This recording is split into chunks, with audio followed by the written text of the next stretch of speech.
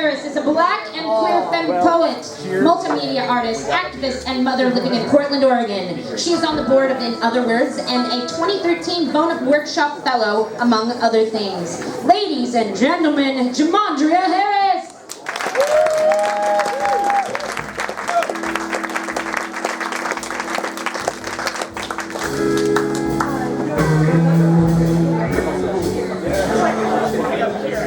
Wherever you want to go. You do whatever you want. You can move that skin. This is like a horrible way right here. You can go wherever you want. Yeah. Oh, so that like, so I should be Whatever you need to do.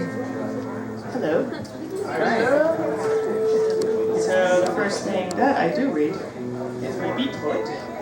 And my beat poet, who is associated with the tendencies of the beat generation, if you read all the academic literature around them, is Jack Spicer. He released, well, he didn't, he died at 65, but they released his collected poems under the title My Vocabulary Did This To Me, which was his last word, when he died of alcohol poisoning in 1965 in the Bay. He's my favorite beat poet, and that was like a long decision. One of the first books of poetry I was really into of the beats was that book, The Women of the Beat Generation. It basically says like, you know how there's like Ginsberg and all them? Well, all those women got locked up. You know, everyone who was around them, you know, got locked up, and these are like their things that they left over that people took and made pieces of. But Spicer also got locked up because he was super queer. He was open about his queerness, and many poems about his queerness and his like about gender fluidity and all of the scenes he was in Berkeley Renaissance, and he mourned the death of his bohemia, and that's what a lot of his poems are about. And I really respect him because I feel like in America we don't really value our artistic history in this way. We kind of see like those were those assholes who were just like having dreams, like we don't care what they were doing. It's like a fetish or an aesthetic. But Jack Spicer, is a poet be like God, which is a book written about him, but that's his line. And that was his known line, and he even used it at his deathbed, talking about like, I said poet be like God, what was I saying? And I was like, you were telling other generations, and I'm just like, that's my imperative, poet be like God, create. So I'm gonna read A Night in 4 Parts by Jack Spicer. Part 1, Going to Sleep. While the heart twists on a cold bed without sleep, under the hot light of an angry moon, a cat leaps. The cat prowls in the cold places, but the heart stays where the blood is. Part 2, Light Sleeping. Down in the world, where the cat prowls, heart's mannequin. His climbing doll prepares for love, spawns eyes, spawns mouth, spawns throat, spawns genitals. Heart is so monstrous and naked that the world recoils, shakes like a ladder, spits like a cat, disappears. Part 3, Wet Dream. Downward it plunges through the walls of flesh. Heart falls through lake and cavern under sleep, deep like an Orpheus, a beating mandolin, plucking the moon upon its strings. It sings, it sings, it sings. It sings, restore. Restores Richie to life. Oh, take the husband and return the wife. It sings still deeper, conjures by itself. Richie, the alley cat of hell. Meow, meow, Richie's not dead. Oh, find a cross-eyed tomcat for my bed. Too late, it was too late he fell. The sounds of singing and the sounds of hell become a swarm of angry orange flies, and naked Orpheus, moon shriveled, dies and rises, leaving lost her deep. His heart falling upwards towards humanity, howling and half awake. Part 4, Waking. Heart wakes, twists like a cat on hot bricks beating off sunlight. Now the heart slinks back to the blood, and the day starts. Then the blood asks, who was that lover that dashed you around last night? And the heart can't answer. And that is Jack Spicer.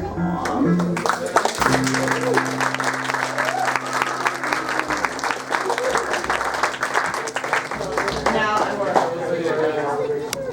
pick up some of my poems off the floor and read a very long poem of my own. I requires much patience and endurance. This poem is called Both Slapfield the Intercessor, because of my obsession with angels as a child, and then Mysteries Rather Than Secrets, both working titles. So here we go. Mysteries rather than secrets. Mysteries, not secrets. To be driven neither by hunger or jealousy. To disarm the open hand. To be held and unmade. To come undone. Interior. To be outside of undoing. Sight and hands on self in heaven. To be burned rather than cleaned. To be washed by congealed ash. To lose skin. To sleep night after night in dead skin. Something about my shadow. When I was a child, I would dream of being sick in ways that would unfurl everyone's tongue towards me in long, sweet trails of forgiveness, impeccable and untouchable. I wanted to shrink, to lose my height, to become the winding little pile of lace bones invisible to the eye that lay blind inside of me. Cut out organs shifting, too large, too heavy. I wanted my hair to go white and my breasts to fall off. I wanted big blue veins that beat visibly under my temples whenever I was frightened. I wanted my mother to fear my death more than anything. I wanted to hold nothing but that fear. All the other people finally meaningless. No more failure or puzzles or laughter. I did not want to be a part of anyone. I wanted people to make up the parts of me in their memory. I wanted to be made of these stories in their head that would fade as they aged. I wanted to be a dream and a tight heart and something too fragile to hate if you had anything decent in you. Now it is proper to make a sundial that counts out what shadow at which hour gets cast. If you are not interested in yourself, then you can learn much about everyone around you by turning into a bit of nitrate, a little steel plate of tracking that rings with the right step. You don't even have to be fixed to the ground. You can wear thin and go to pieces, still go to town, keep the rain out, freezer sear in season. You don't have to remember anything. If something important happened, they would tell you. I can build a hebdomadal situation with you. Reconvene every 7 days. Not weekends or all weekend, each night or just one night, but everything is about repetition. The erotic constant, that I can't complain or claim about you. What to know? You know that I don't believe in you, I believe in your talent. I am not too interested in myself, and so I'm a little legion, and you are more so, you terraform. You don't even speak to the other side of the earth, and you made it in your head. I break ground, also I grow islands on my back, and usually I won't let the people living there name anything. I don't let people have their own reasons for things, and if they do, I don't agree, I tear them up, I know about it, they know about it, I walk away. I love people for my own reasons, and even liars like to whisper my name in their sleep with their hand on their cock, so I've broken $1,000 things in my life and will do so again in my own fixative dance. I will careen into something valuable. My heart is breaking open with tenderness and foreboding. It is in this way I become conscious of my faults. Whether in between my seeing lies fear or the refusal to hold what is most damning. Waking up to pretend the sun is in my chest, radiant in every step of my being eaten, filling lungs and lower as the day pulls at my feet. Unseeming, edge to edge, clearly dividing these stories into felt and known. I hold your face, you will be my wife. Every single green hill I have mounted has become a helix.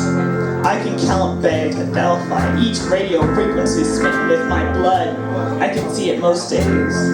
Hardly ever do I go walking, I don't ever leave this place, my heart is too steady for that. I can't take tea, I can't do water. Long lessons about the humble origins of blue glass or deep indigo, whatever people first made them. I think that they were Dutch, they are masters of precise and artisanal consumption, so I think the heavy war-ready sea glass came from them like bicycles and blackface. Bicycles are French. The religion of the bicicletta was born in Holland. The Italian word is in blackface here. This glass gets taken to the very bottom of the ocean where many creatures bind themselves to one another and reach incredible lengths and shape themselves to the dark salt waves and stillness that has nothing to do with us. It is good at table and won't break even if it falls to pieces and ends up without its color 1,000 years out of the light. The last thing on my lips will not be enough to let you go free. You will have to find a dealer yourself. Maybe you can find something on the floor in the back of the church. I am lying here with you, waiting for all the flame red pearls in the world, just to cut out a holy heart for you. Our bones in the pyrite. You sleep while I am the only one who can bear being made into fool's gold. I will keep watch over us always. One eye broken because it was glass and I forgot to put it down properly, so half a memory.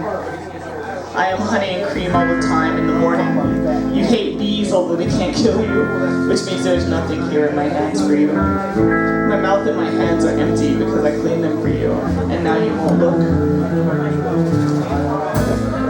Thank you.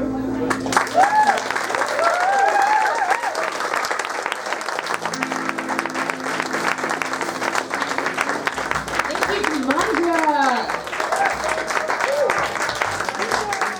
All right, our final poet of the evening is Michael Guimond. I don't even know how to say your last name. Michael Guimond. Guimond.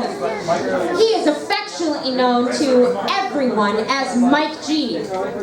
He emerged tongue first, spewing poetic truth from the womb, and has continued doing so ever since, placing particular emphasis on the places where the blasphemous and the sacred meet for tea.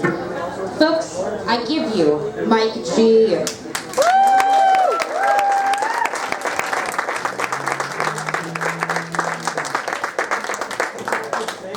For those of us who've been doing open mic poetry for years, we don't play instruments ourselves like myself. It's such a blessing to have a great band.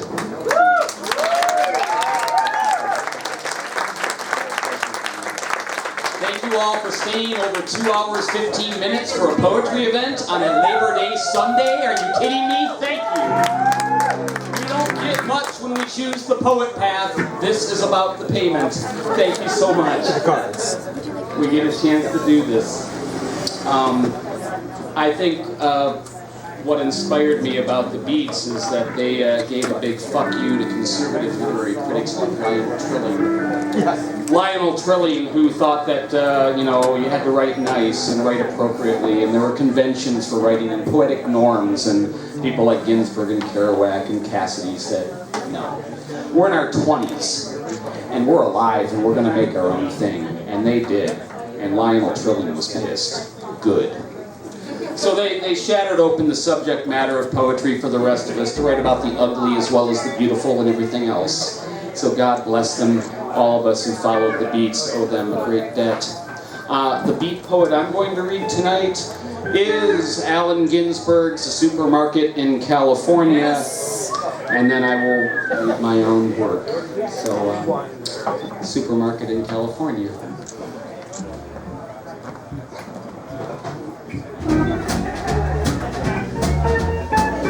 What thoughts I have of you tonight, Walt Whitman, for I walk down the side streets under the trees with a headache, self-conscious, looking at the full moon. In my hungry fatigue and shopping for images, I went into the neon fruit supermarket, dreaming of your enumerations. What peaches and what penumbras, whole families shopping at night, aisles full of husbands, wives in the avocados, babies in the tomatoes. And you, Garcia Lorca, what were you doing down by the watermelons? I saw you, Walt Whitman, childish, lonely old drummer, poking among the meats in the refrigerator and eyeing the grocery boys. I heard you asking questions of each. Who killed the pork chops? What price bananas? Are you my angel? I wandered in and out of the brilliant stacks of cans, following you, and followed in my imagination by the store detective. We strode down the open corridors together in our solitary fancy, tasting artichokes, possessing every frozen delicacy and never passing the cashier. Where are we going, Walt Whitman? The doors close in an hour. Which way does your beard point tonight? I touch your book and dream of our odyssey in the supermarket and feel absurd. Will we walk all night through solitary streets? The trees add shade to shade. Lights out in the houses will both be lonely. Will we stroll dreaming of the lost America of love, past blue automobiles and driveways, home to our silent cottage? Ah, dear father, gray-beard, lonely old courage teacher, what America did you have when Sharon quit pulling his ferry and you got out on a smoking bank and stood watching the boats disappear on the black waters of Lubin?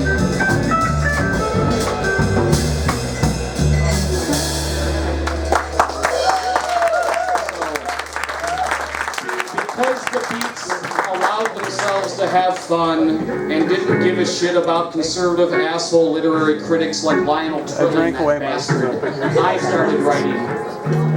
And what a beautiful thing it was to give somebody permission to write what they want. So here's my stuff.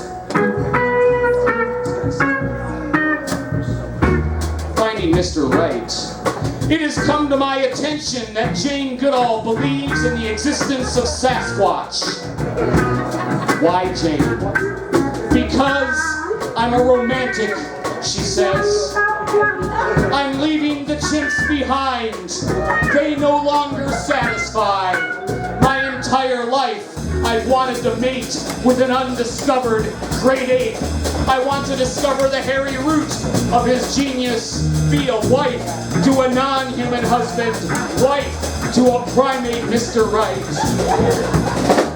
I love Jane Goodall. I want her dream to come true. I picture her in a forest clearing, naked, on hands and knees, rump thrust to the stars. Her vagina shines silver-haired in lusty moonlight. Her vagina smeared with the pheromones of ovulating silverbacks and chimpanzees. I picture Jane Goodall howling for her Sasquatch to come. And he comes. He howls. He rips through trees to get to her.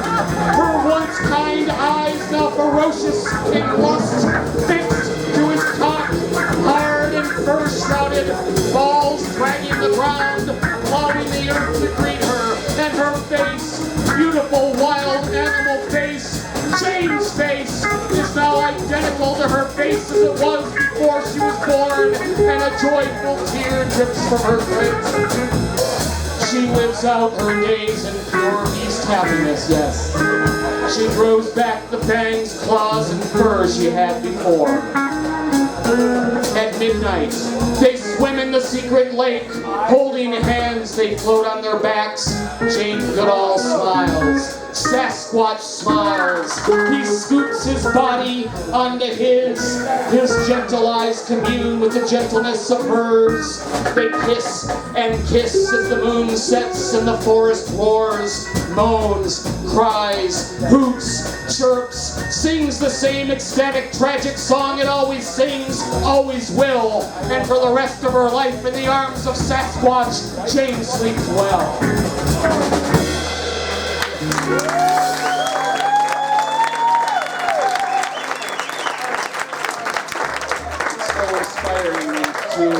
Creatures find pure love like Jane Goodall and Sasquatch did.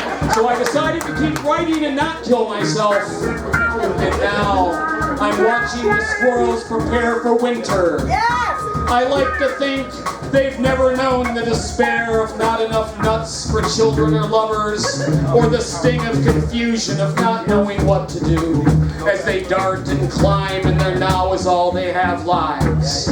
Their gods being sunshine and rain and each other, their play and their work looking the same. I like how they go on when their friends die or lose their minds, patting the ground with little hands that go on, securing nuts for a never secure joy called tomorrow. I like how they scamper the barks of trees in the morning and make their teasing little ha-ha round-we-go sounds, as if the world were theirs and well beyond what we call grief. I like it when they make love in the walls with noisy squirrel ecstasy, unashamed, not judging, perfect as they are, making war. I like to think of them when other thoughts hurt. How they don't seem to need scripture or poems, the words that we need, the imagined world that we need. How noble they stand regarding me with awe or pity, or perhaps just curious as to how I lost my way.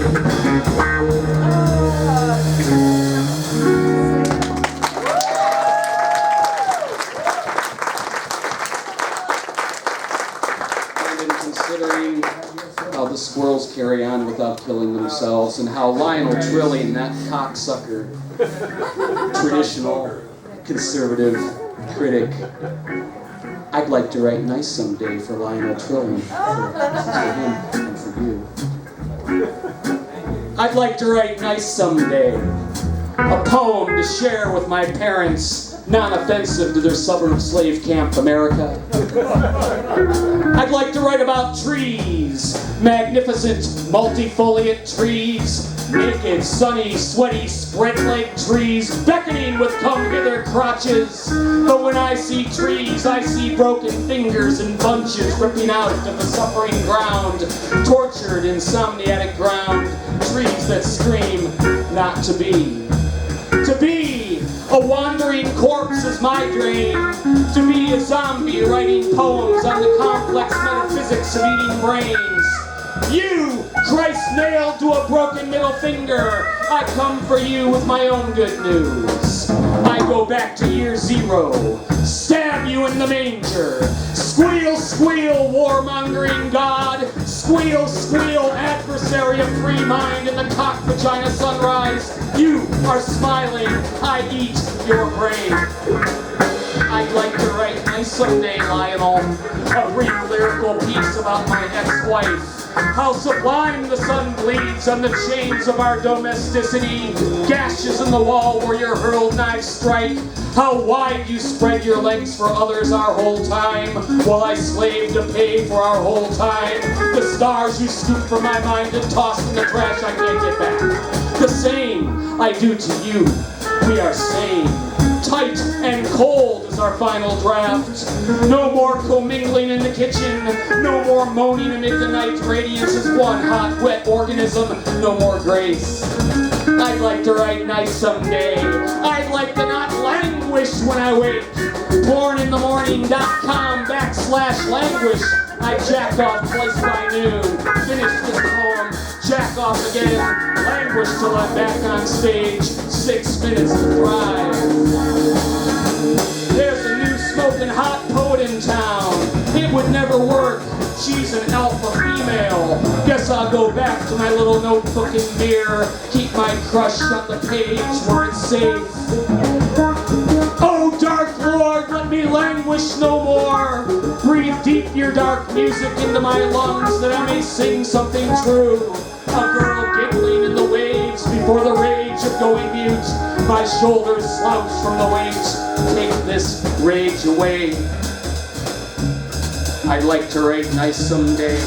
There, a robin on a branch with a worm in her beak. In her brain are pretty constellations, each is named. She named one for me.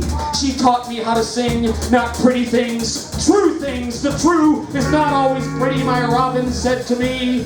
My robin is the prettiest bird in the world. Shape-shifting, tender, wild. Emily Dickinson, pansexually arisen, hatching from the prison. Moonward she rises, flesh-made words. Words made flesh, the worm in her beak is me. The sun on the leaves is blood. Conjugal of robin and word illicit. Crazy mashing bestiality of lives crazy. Lionel, you still with us? I'd like to write nice someday. But when I wake, the robin at my side has tears which blaze on the feathers of her face. I nuzzle against them. I try to lick them back to happiness. Too much. I can't lick fast enough. My face should not have feathers, she says. My face is ugly, my feathers ugly. Not true. You are the prettiest bird in the world. Ain't nothing I'm gonna stop you now. I desire the suffering ground happy, every God-forsaken leaf, robin, worm. It's too much. Cold draft. I can't. I lack. I crack. Swallow me down, Robin! Make me not be! Neither robin on the branch, nor robin in my bed. Act as I wish. They simply smile from their stanzas. They are poems with a lot of shit in them. They are words made flesh. They keep me alive with the rage and blaze of life. My life, ranting cunt and fuck on the might. Poems I can't share with my parents. Someday I'd like to write nice. Today is not. There's languish to lick. Heaped on a plate. High, hot, pressed to my face. Lust, fear, pain. Thanks, guys.